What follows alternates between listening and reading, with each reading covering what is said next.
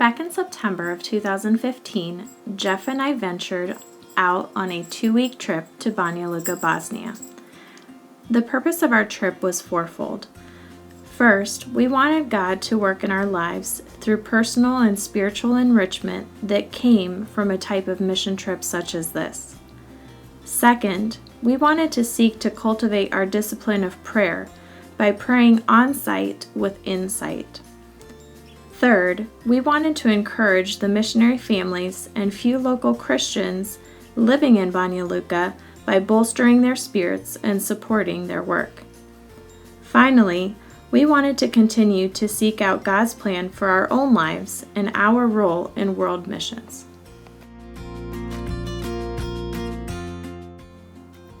Each day, we were able to spend time with Team Banja Luka. Every morning, we started out at the office for a beautiful time of prayer as a team. Then we followed that with prayer walking throughout the city, either in groups or solo. We were able to experience a lot of cultural things, including Bosnian pizza topped with ketchup and mayo. The Orthodox cathedral at the center of town was both astonishing and heart-wrenching. Though beautiful and ornate, and the sound of the music inside was gorgeous, it was so difficult as the building was empty inside.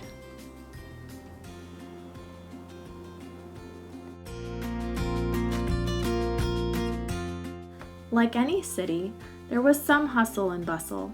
Yet Bosnians are very personable, and it was enjoyable to see their interactions as they sat in the park, walked their dogs, talked over a coffee at the local open-air cafe, or simply shared a meal together. Rarely did you see people walking down the street alone. Oftentimes, they would look up at you and smile as they walked past. Relationships are definitely valued. And so is the food.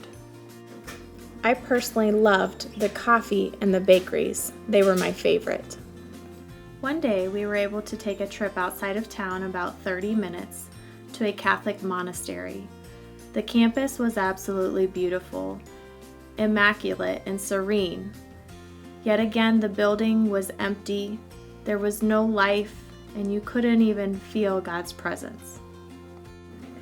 Though you felt the absence of Christ within the beautiful ornate church buildings, the countryside and nature declared the glory of God. There I was reminded He is our good shepherd, the vine in whom we must abide. Jeff had the opportunity to work with a local farmer. He and Chris were able to help with some chickens as well as some hay. They chopped some wood and helped to prepare things for the upcoming winter. I was blessed to spend some time with Ira in her beautiful garden.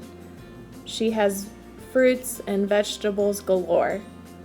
But most of all, my favorite time was spending it in the garden in the presence of the Lord.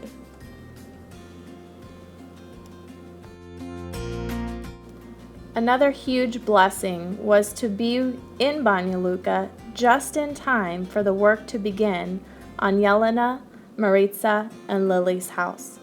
Their home was damaged by floodwaters when the Verbras River overflowed in 2014.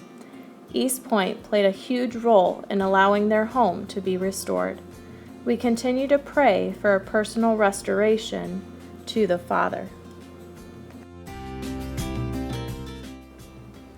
Another area in which our lives were deeply touched was by the people we met and were able to get closer to, the neighborhood kids and their families, but also the Vilwalks themselves.